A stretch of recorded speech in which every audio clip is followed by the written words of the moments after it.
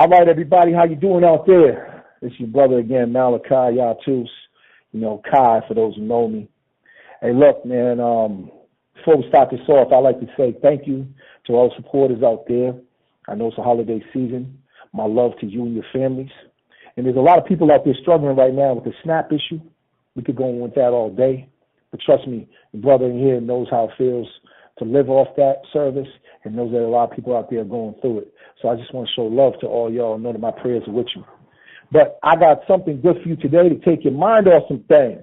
Ha ha! We got my man, number one stunner in the building, Lil Holleywood. Hollywood, introduce yourself, player. I'm doing all right. How y'all doing out there? Man, talk to us, man. Yeah, what are you doing with yourself right now? Talk to us, man. Well, I'm currently in the process of writing an album, writing the songs and preparing myself for this event in the gym. Okay. What's the gym? What's that about?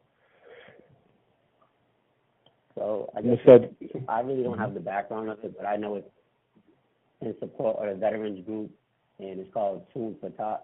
We're supposed to be doing songs there on the 13th. So Tune for Tots. Okay. Well, that's for the kids, baby. And I got it upcoming. Exactly, it's for the kids. Okay. For the kids. Wow. Do it for the kids. Wow. You mean you're doing that from jail? You're helping kids on the street from jail? Exactly. Wow, bro. I'm the applaud you. This can't stop. No, it can't stop, man. These streets need dudes like you, man. It's sad, man. We're here, but you're doing stuff from here, and this guy's on the street that ain't even doing that. So I applaud you, man. I really applaud you, man. Well, no, real talk. I want the world to know that they need to support you, man. So anyway, I'm going to get into some questions about you because there's been a lot of talk out there. You know, a lot of people want to know who you are, want to know more about you. You know what I'm saying? So first of all, you know, tell the people where you're from. So I'm from Boston, Massachusetts, Dorchester, exact. I grew up with my mother from age 11 to 18. I reversed that. 7 to 11. And I grew up with my grandmother and my 2 sisters. All right. That's good. I grew up in group homes. Okay. You grew up in group homes. You want to elaborate on that just a little bit? Because there might be some kids out there going through that. Yeah, so I grew up in group homes, you know, living all over from Boston, Worcester, Swanley, Westboro. Okay. From 11 to 18. Okay. So I know that's a struggle in itself. You know that. Well, I mean, to be honest with you, I guess that's what you would say defines your music. I mean, can you define the type of music that you do? Yeah, of course. I would consider myself, you mean like genre-wise, right? Yeah, well, how do you define what you do? Well, I would consider myself as versatile. I don't just have one lean, like most people in the industry. I'm willing to attack anything, from country, rock. I ain't gonna lie, I'm not really a big fan of heavy metal, but I'm open to working with heavy metal artists. I would say my brand is different from all artists, because we all have different stories to tell. Nobody can tell my story or voice what I've been through. I started off as a hip-hop and R&B artist, but now I'm just open to all genres. Whatever my story takes me. Okay, so is that how you define your style being a little bit different than what you hear on the radio today? Of course. Because it's like nowadays when I hear the radio, I hear a bunch of, they don't tell stories like that. It's just like, it's more so like party music. And I can't really feel it. The only thing I can feel, it's like you don't even get goosebumps anymore. You get your body shaking and dancing, if you know what I mean. Like whereas hearing real pain, you can't even get the chills anymore. So yeah, of course, I can get in that lane too, do the what they got, they not like us type vibes, but you know, I try to stick it to me. I know. I feel you. And I've heard your stuff, and you do speak on it, man, to be honest with you. As far as the jail system goes, I would say you're like one of the top dudes in rap, and I can't imagine when you get home you're going to be even better than that. Now, let me ask you that. Speaking of which, what is your top 3 artists that inspire you today? My top 3 artists? Yeah, right now, today, in this day and age. Well, I would say T Grizzly, Okay. Lil Durk.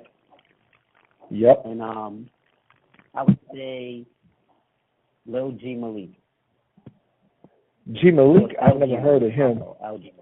Oh, okay. Yeah, okay, I never heard of him. On the tablet, and I guess we got tablets in here, so I was able to I seen him on somebody else's song as a feature, and I looked him up, and I kind of consider his style. Matter of fact, I don't want to say that. I would consider that of my lane. Like, he has his pain. Like, between him and Lil Durk, they have the same type of pain. They got that. They do the melodies with the pain, and they tell their own story. Same thing with T Grizzly. He's the best at what he do. He's a monster. He's a monster. He's a monster. Yeah, I'm a T Grizzly fan like too. Somebody that can tell stories. Word. Yeah, That's real tough.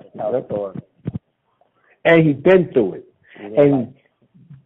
Yeah, he's been through it. He rap. When I see T Grizzly rap, when I hear him rap, I see without even seeing the video, I see everything happening. So it brings it to life. Yeah, there's very few dudes in the industry that could do that. The only dude that was really good at that was Slick Rick. So he's like the Slick Rick of this generation. Let me ask you this, and you got to forgive me, because now I'm about to ask you some really hard questions. They're going to be quite out norm. So let me just say to everybody listening, forgive me if my tone is arrogant, disrespectful, or a little aggressive. But I want to ask you some questions, because let me say this to you. A lot of people on the street are making comments about guys in jail, about doing music, all these things. So I'm asking hard questions. And here's one of them. Do you value second chances?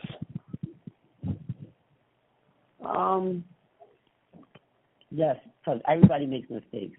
But to me, it all depends, the situation. Okay. Sometimes it be too deep to me, sometimes it be too deep to get second chances. But as for me, I've cut all my negative ties from friends, family, old habits, and have put all my focus on my music and bettering myself as a man. And it depends. It really depends with me. There's levels to certain situations. Okay, all right. Well, you've also heard the saying that married to the game. So what does that mean to you in response to the second chances? Well, married to the game to me means to give my life, and devote all my time to the streets. Love, respect, and do whatever for the streets. Okay, so that's the definition of it. That is the true definition of it, is what you're saying? Yeah. So then again, let me ask you this. When you was home, what was you married to? Success or failure? In reference to Married with the Game. Meaning before. Yeah, before. Right now, like before the case? Right. Yes, before the case. I was married to failure. I would say I was married to failure. Life ain't mattered to me. Like, nothing mattered to me. Just money, drugs, women. I wasn't even worried about music like that, to be honest. I was too caught up in the streets, too worried about my priorities. I wasn't even worried about my priorities, including my daughter, sad to say. Peace, blessings. Yeah, okay. So that's what it defines to be. So my question is this then. How would someone know the difference? If I was to ask you straight up, like, okay, you said you was married to the game in the streets. Now you're married to failure at that time. What if somebody is like you in your position? How do you determine the difference? How would they know? Oh. If they're married, like success. If they're married to success or failure. Yeah, if they're married to success or failure, how could someone determine? So marriage to success means to me setting goals and making efforts to achieve them. Supporting yourself in, around positive people, surrounding yourself around positive people who only want to see you elevate, being a role model, a voice to help uplift people instead of tear them down. You know, taking that step and not looking back, not being afraid to change. Okay. So you're basically saying that married to failure would be the opposite of that. Exactly. Well, I mean, it sounds basic enough, but you know, here's something that ain't basic. People often come to prison and immediately they like to claim, "Oh, I've changed. I'm not the same person. Oh, I'm gonna do right." And these jailhouse phonies want to start telling their families how to live their own lives. You know, to be honest, a lot of people are stuck in with that phony bullshit, especially when these same people come home and then they get right back in the streets. So why do you think this happens to a lot of people? Well, I think most people say they change when they go to prison to keep people in their corner, to be honest. It's crazy. I had this same conversation the other day. I hate people like that. And hate's a strong word. But the old me, I was guilty of that. So I can't really shame them. But honestly, at times I really had intentions to change back then, but with a weak mind, I became that same person. I mean, as of now, I can't really say much about that other than, everybody else, other than me. I guess at least for me, I've learned from my mistakes, not going down the same dark road that I kept crashing on. I handled things I used to think was major better. I surround myself with positive people who only want to see me succeed. So those are the steps that I've been taking to change my life. So then I would ask you then, why would anyone want to believe you now, though? I mean, let's be honest. You're saying that you at one time was that way, and today you changed. So why would I want to believe you? Well, what makes you so believable? Honestly, that's a good question.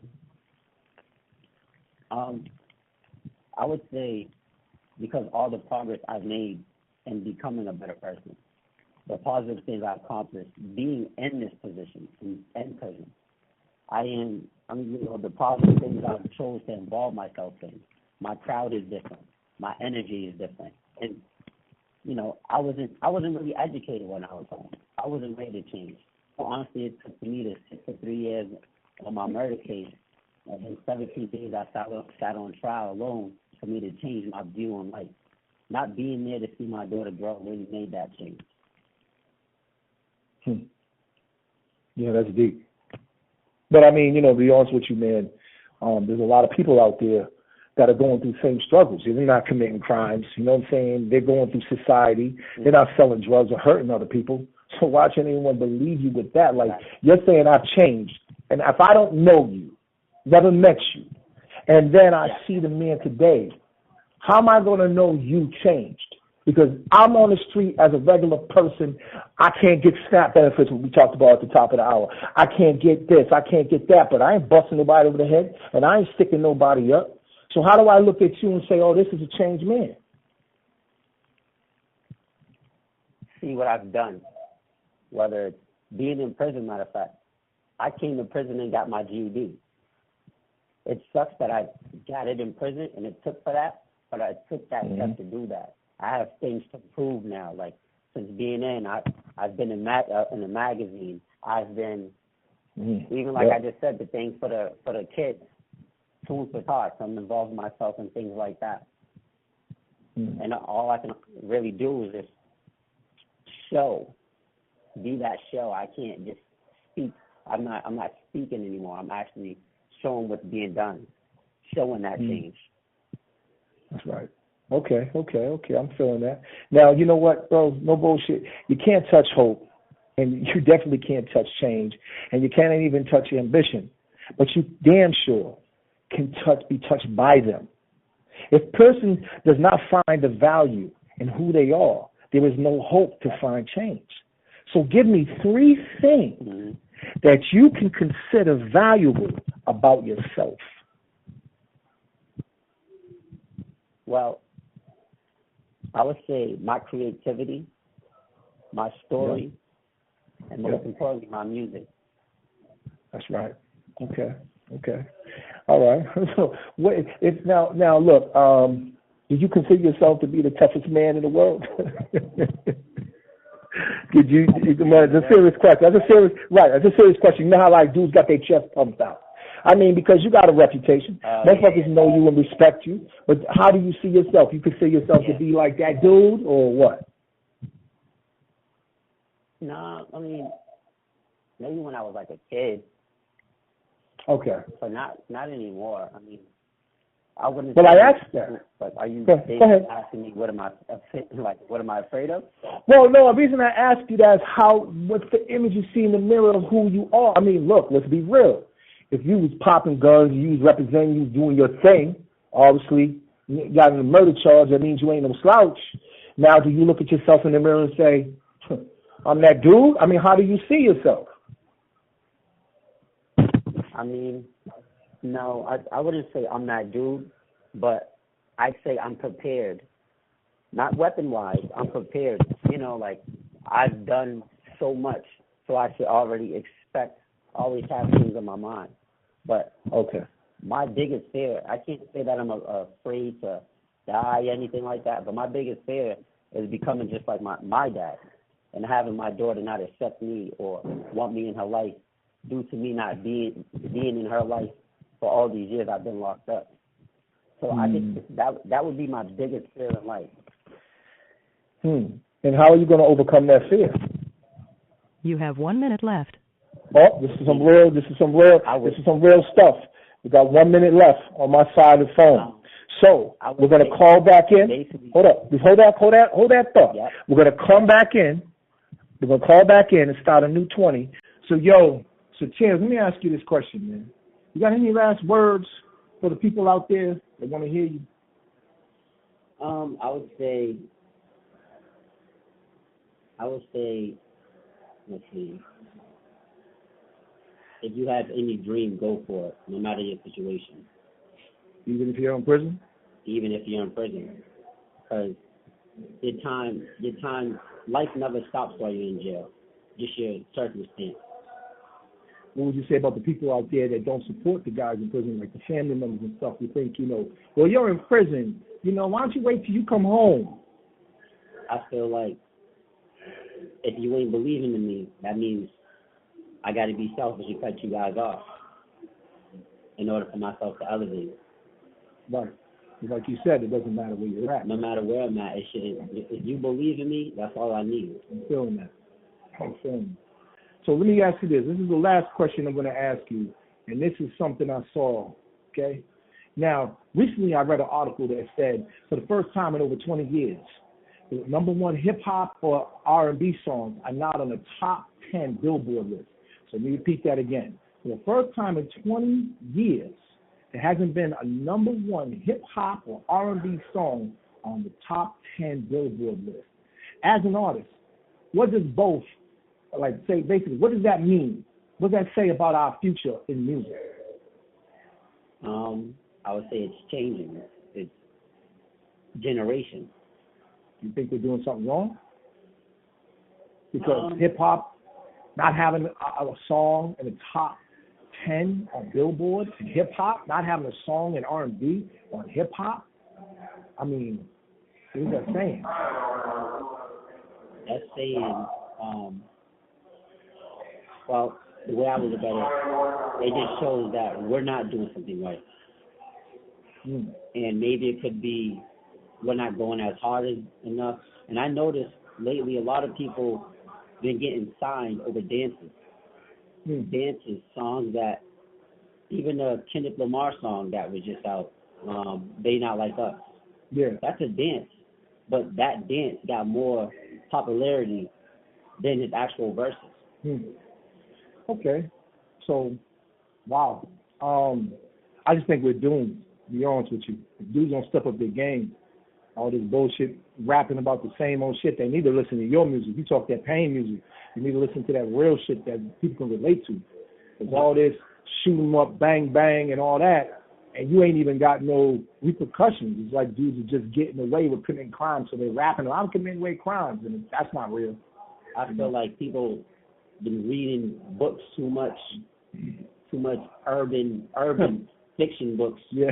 And I mean, because nowadays you see all these new young rappers. Yeah. They're getting locked up for murder and celebrating it like they got away or something. Like, you didn't get away. Like, somebody said to me before the other day that raps, yo, man, I got locked up for a body. Okay? Like, you got locked up for a body. No, I'm going to put that in my song. Why? You didn't get away with it. That doesn't define you as a person. It actually degrades people. Exactly. Especially in the Black and Latino community or the Asian community. Any of the communities that of color that are struggling to do better. We think committing crimes is a good thing. I hate to tell you, that's clown shit. Straight like that. All right, bro. I appreciate you. Ain't nothing but love for you. Y'all heard it here first. I want everybody to check his music out. He got more music to come. There's songs with me and my brother here. There's songs he's going to have solo in the future. Anybody you want to shout out? I'd like to shout out my family, my daughter. That's 2 times. My daughter. My mom, especially. My nieces and nephews. Malachi. Appreciate you. Admin. Appreciate you. And anybody that's in my corner. Support him. Listen to his music. Download it. He's going to be having merch and everything else coming out soon. We need the support. With that said, I'm going to say to y'all, I love y'all out there. God bless you. Have a great holiday. We out. Hollywood. Hollywood. One. The caller has hung up.